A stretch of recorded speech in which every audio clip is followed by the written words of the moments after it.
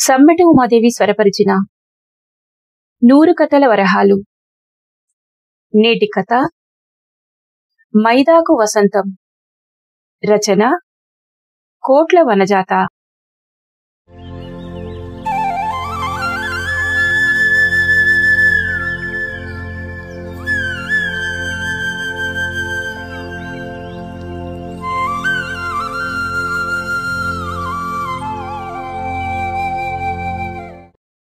నీ చేను నీ చెల్క, నీ ఇష్టం, ఏమన్నా చేసుకోపో నిష్ఠూరమాడాడు మురళి చివరికి.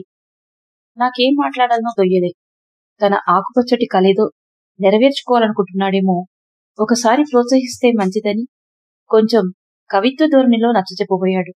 నా వెంట వచ్చిన స్నేహితుడు రామకృష్ణ. అందరికీ ఉన్నాయి రంగురంగుల కలలు. రైతులమైనా మేము మనుషులమే. సూటు బూటు వేసుకొని కార్పొరేట్ వ్యాపారుల్లా కనపడాలని, ఖరీదైన కార్లలో తిరగాలని మాకు ఉన్నాయి కలలు. కాని ఏం జరుగుతుందో చూడట్లేదు. ఈ స్కూల్ పిల్లగాండ్ల పుస్తకంలో కూడా రైతు డ్రెస్ కోడ్ మారదు. బుడ్డగోచితోనే ఉంటాడు. రైతుకు మిగిలేది అదేనని చెప్పడానికి అన్నట్టు. కనీస మద్దతు ధరల సంగతి అటుంచి మార్కెట్ ధరల విపరీతాలను అంచనా వేయలేక చస్తున్నాం. ఒకసారి 100 రూపాయలకు కిలో ఉల్లిగడ్డ, అదే ఇంకొకసారి 100 పైసలు కూడా రావు. ఈ భరోసా లేని వ్యవసంలా నా తమ్ముడు దిగుతానంటే నాకు బాధ అవుతుంది. ఇంకేం లేదు. స్వరం జీరబోయింది మురళన్నకు. కాసేపు నిశ్శబ్దం మా మధ్య. చూడు సీనయ్య, మరదలపోయిందన్న రండిని మర్చిపోయేటందుకు వ్యవసాయం చేసుకుందామని ఆరాటపడుతున్నవేమో గాని తమ్ముడు, గవర్నమెంట్ నౌకరు చేసి రిటైర్ అయితివి. ఉన్న 4 రూకలు దగ్గర పెట్టుకొని నువ్వన్నా నిశ్చింతగా బతుకు. అమ్మా నాయన కాయ కష్టం చేసి 5 ఎకరాలను 10 ఎకరాలు చేసిరి. చెర 5 ఎకరాలు పంచుకుంటుమి. 2 ఆడపిల్లల పెళ్లిళ్లు చేసేసరికి నా 5 ఎకరాలు 2 ఎకరాలైంది. నీ పొలం కూడా పాలకు చేసినందుకే నా పొట్ట బట్ట అట్టట్ట గడిచినాయి. ఇప్పుడు నీ పొలం నువ్వే చేసుకుంటే నాకేం లోటు కాదులే అనుకుంటా లేచి వెళ్లిపోతుంటేనే తెలిసింది నాకు నా పొలం చేసుకోవటం తనకిష్టమని. పెద్దగా లాభసాటి కాకపోయినా సగటు రైతుకు వ్యవసాయం ఒక వ్యసనం అని. నేను రామకృష్ణ లేచి బయలుదేరాం. ఊరి చివరికి రాగానే మా పొలం దగ్గర కారు రోడ్డు పక్కగా ఆపి దిగాం. ఇదేనా నీ పొలం? అడుగుతూ వెంట నడుస్తున్నాడు రామకృష్ణ. అవును. అమ్మా నాన్న నుండి నాకు సంక్రమించిన ఆస్తి ఇదొక్కటే. ఇంటిలో గాని, గడ్డిదొడ్డి గాని, పశువులు గాసే కంచెలో గాని నేను భాగం అడగలేదు.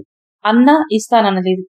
అన్నీ వదులుకోవటం వసంతకు ఇష్టం లేకపోయింది. ఏదో విధంగా ఊరితో అనుబంధం ఉండాలనేది.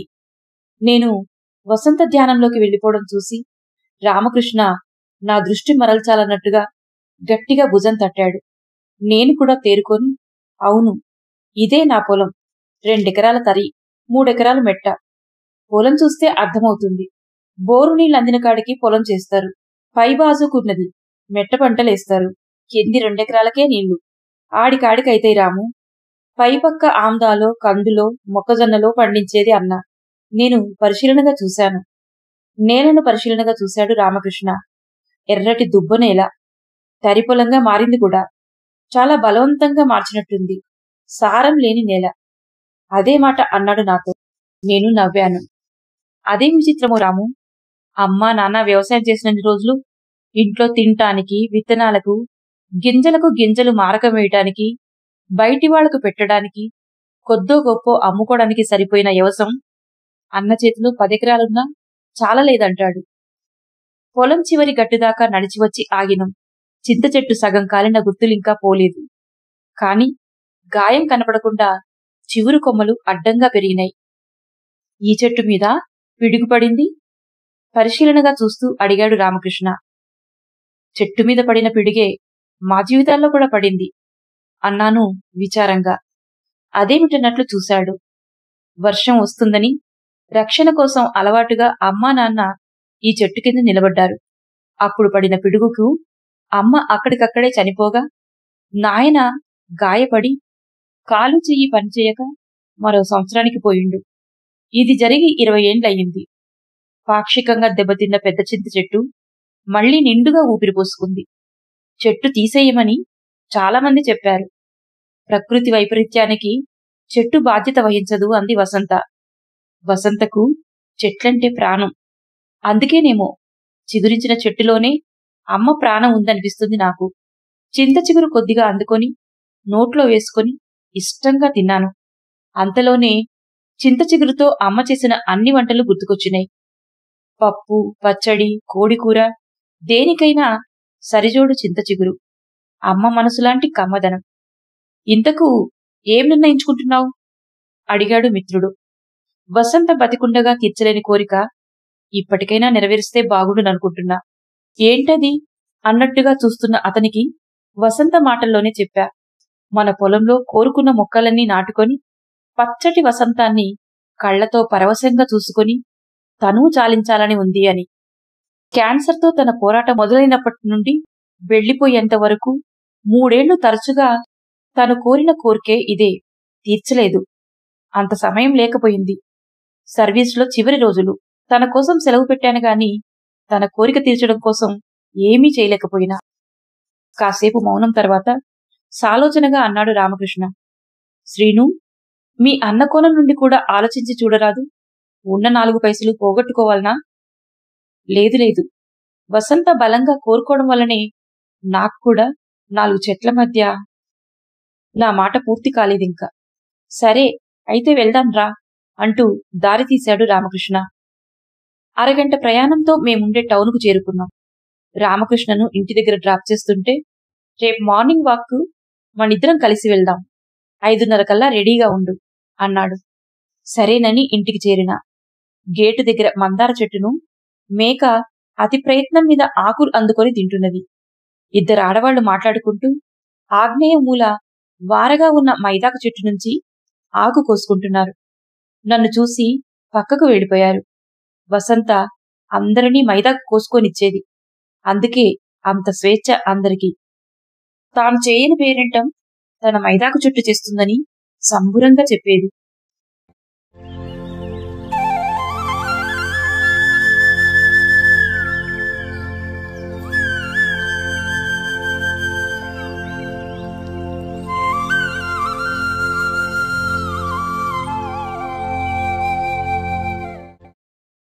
అనుకున్నట్టే 5:30కే గేటు తట్టాడు రామకృష్ణ. తను వ్యవసాయ శాఖలో పనిచేసి రిటైర్ అయ్యాడు. నేను ట్రెజరీ శాఖలో. ఇద్దరివి పక్కపక్క ఆఫీసులు కావడంతో క్యాంటీన్లో మొదలైన పరిచయం కష్టసుఖాల దాకా వెళ్ళింది. మా ఇద్దరికి ఉన్న ఏకైక సంతానం పుత్రరత్నాలను ఒకే రోజు ఒకే ఫ్లైట్లో అమెరికాకు పంపించటం యాదృచ్ఛికమే అయినా, అక్కడ నుండి మరే సబ్జెక్టు లేకుండా అమెరికా సంగతులే ఆహారంగా తింటూ, తాగుతూ, మాట్లాడుకుంటూ పెనవేసుకున్న స్నేహం మాది. ఇద్దరం నడక ప్రారంభించాం. ఇదివరకెప్పుడూ వాకింగ్కి వెళ్లని దిశగా టౌనుకు 3 కిలోమీటర్ల దూరంలో ఉన్న గ్రామం చేరుకున్నాం. గ్రామం మొదట్లోనే ఎడమపక్క గేటు ఉన్న ఆవరణలోనికి చొరవగా వెళ్లాడు రామకృష్ణ. నేను అనుసరించాను. ఆవరణ ఎడమపక్క గద్దె మీద ఉంచిన పెద్ద వాటర్ ట్యాంక్, కుడిపక్కన చిన్నగా నాటుకోళ్ల షెడ్, కొద్దిగా ముందుకు నడిస్తే ఆకుకూర మడుల మధ్యన సన్నని కాలిబాట. నడుస్తూ చుట్టూ ఒక క్షణం పరికించి చూస్తే కొద్ది దూరంలో వనకన్యలా సేదతీరుతున్న చిన్న ఇల్లు చెట్ల నడమ గువ్వలా ఒదిగి ఉంది. దాదాపుగా చేను మధ్యలోకొచ్చామేమో అన్నట్టుగా కొన్ని గులకరాళ్ల ప్రదేశంలో నిలబడ్డాడు రామకృష్ణ. నేను కూడా ఆగిపోయి చుట్టూ మరింత పరికించి చూశా. మేము నిలబడింది సరిగ్గా చేను నడిమధ్యన. ముందు తూర్పు వైపు వరిమడులు 2 పెద్దవి, ఆ పక్కనే బోర్ మోటారు, మధ్య మేము నిలబడ్డ ప్రదేశం. చుట్టూ కూరగాయలు, ఆకుకూరల మడులు. పడమర దక్షిణం వైపులు మాత్రం అక్కడక్కడా పెద్ద చెట్లు కనిపిస్తున్నాయి. పరిశీలనగా చూస్తే మామిడి, జామ, మునగ, కరివేప, నిమ్మ చెట్లు వరుసగా నిలబెట్టిన పొట్టి పొడుగు సైనికుల్లా ఇంటికి రక్షణగా ఉన్నట్టు తోస్తోంది. అలాగే ఇంటిని ఆనుకొని ఒక చిన్న గదంత షెడ్డు, అందులో ఒక ఆవుదూడ కనబడుతున్నాయి.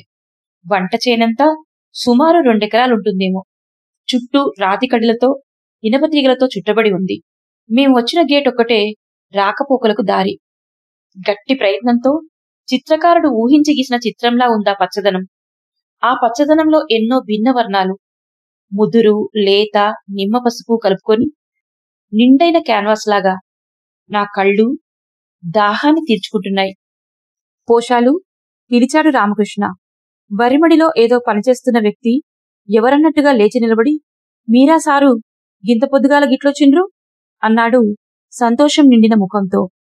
ఒకసారి నీ చేను చూసిపోదామని వచ్చినాం అనంగానే గబగబా వచ్చుకుంటా, రండి సారు రాండ్రి అని గేటు పక్కన వారగా నిలబెట్టిన మంచం వాల్చాడు.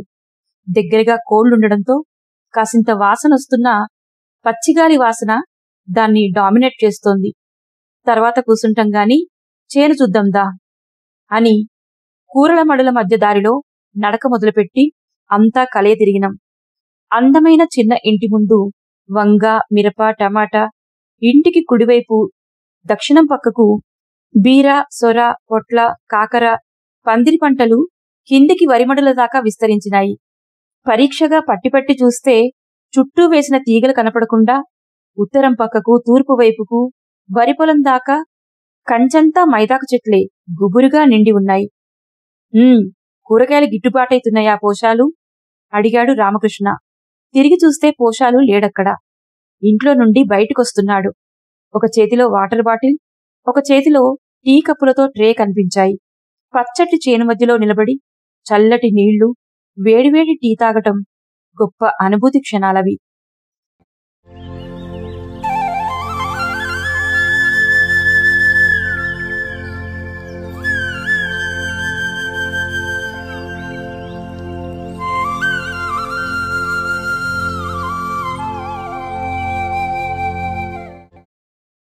పోషాలను నాకు పరిచయం చేస్తూ మా ఆఫీసులో రిటైర్ అయిన అటెండర్ అని, రిటైర్మెంట్ బెనిఫిట్స్ అన్నీ పెట్టి తన కోరిక ఈ విధంగా నెరవేర్చుకున్నాడని నన్ను కూడా అతనికి పరిచయం చేశాడు. ప్రతి మడిలో ఉన్న పంట గురించి, తీగలు, చెట్లు, పండ్లు, పాడి అన్నీ పేరు పేరున అడిగి తెలుసుకుంటున్నాడు రామకృష్ణ. వారానికి 2-3 నాటుకోళ్లు అమ్మితేనే సంవత్సరానికి 50,000 వచ్చినాయంట. అటూ ఇటుగాని ఆషాఢ మాసంలో వాళ్ళ ఆమె మైదాకు అమ్మి తులం బంగారం కొనుక్కుందని మురిపంగా చెప్పాడు పోశాలు. ఒక దగ్గర మల్లెల వాసన గుప్పుమంది. చెట్లు చూస్తే ఆకులు తక్కువ, పూలెక్కువ. ఎంత బాగా పోషణ చేస్తాడో పోషాలు అనిపించింది. ఎరువంతా దాదాపు గో ఆధారితమేనని చెప్పాడు. ఇంటికి ముందల చేనుకు మధ్యలో గులకరాలున్న దగ్గర కిందికి వరిచేను దాటినాక ఇంకుడు గుంతలున్నాయని చెప్పాడు రామకృష్ణ. నీటి కరువు దాదాపుగా లేదన్నాడు పోశాలు. ఆదాయ వ్యయాలు రాబట్టాడు రామకృష్ణ మాటల మధ్యలో. అయ్యా, నీకు తెలియదేముంది చెప్పు. నేను సర్వీసులో ఉండంగానే టౌన్లో ఇంత ఇల్లు కట్టుకున్నా గదా. ఇప్పుడు మా కోడలు ఆ ఇంట్లోనే చిన్న దుకాణం పెట్టి మేం పంపిన కూరగాయలు అమ్ముతున్నది. పూలు, మైదాకు, ఏ పనులు మాకెక్కువైతే అవి కూడా అమ్ముతాం. నా కొడుకు కూడా ప్రైవేట్లా ఇంత నౌకరీ చేస్తాడు. ఉన్నంతలో గొప్పగానే బతుకుతున్నామని చెప్పుకొచ్చిండు పోశాలు. మనుమరాలకు పనికొస్తుందని ఈ మధ్యనే ఫ్లాట్ కొన్నామని కూసింత గర్వంగానే చెప్పిండు.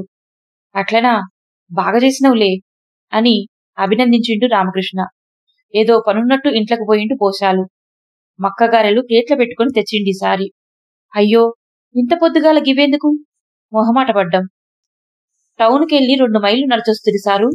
మళ్ళా పోవాలి గదా, మస్తు ఆకలైతుంది సారు బలవంత పెట్టిండు మమ్మల్ని. ఒకటి తిన్నంక రుచి తెలిసింది. తినకపోతే చాలా నష్టపోతుంటామని అనిపించింది. అప్పుడే తెంచిన మక్కబుట్టలు పండు మిరపకాయలతో చేసింది. మేము అటూ ఇటూ తిరుగుతూ చూస్తూనే ఉన్నాం. ఆమె ఎప్పుడు చేసిందో వంట చేసింది. పోశాలను అతని భార్యను చూస్తే ఆరోగ్యంగా, ఆనందంగా ఉన్నారనిపించింది.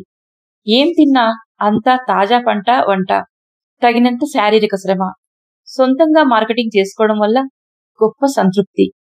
ఇంతకన్నా ఏం కావాలనిపించేలా ఉందతని వ్యవస్థ. పండించటం, ఆస్వాదించటం, అమ్ముకోవడం, ఇంతకన్నా ఏం కావాలి రైతుకు?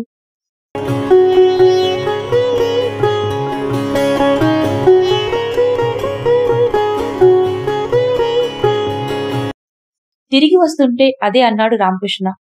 ఉన్నంతలో పరిపూర్ణ పద్ధతిలో వ్యవసాయం అంటే ఇదేనని. సర్వకాలాలు అవసరం పడే నిమ్మ, కరివేప, ఆకుకూరలు, కొత్తిమీర, పుదీనా పండించే కుటుంబాలెన్నో ఆర్థికంగా పరిపుష్టిగా ఉన్నాయని చెప్పటం సబబేననిపించింది. నీకు ఓపిక ఉంటే ఆ దారిలో వెళ్ళు అన్నాడు మార్గదర్శిలాగా. అన్ని విధాలా అండగా ఉంటానని భరోసా ఇచ్చాడు బలం టానిక్ లాగా. నా జిజ్ఞాస, కుతూహలం అతనికి అర్థమయ్యేలా చెప్పాలని ఉన్నా ప్రస్తుతానికి కృతజ్ఞతాపూర్వకంగా కౌగిలించుకున్నానొకసారి. నా భావం అర్థమైనట్టు ఒక్కసారి నా భుజం తట్టి, వీడ్కోలు మిత్రమా అన్నాడు. మా ఇంటి గేటు తీస్తుంటే ఆగ్నేయ మూల గోడవైపు ఎవరో మైదాకు కోస్తున్నారు. కొమ్మలు కదులుతున్నాయి. మా వసంత అన్నట్టు నా మైదాకు ఎవరు కోరితే వారికి ఎర్రటి వసంతమై అంటుకుంటుంది, అంటిపెట్టుకునే ఉంటుంది.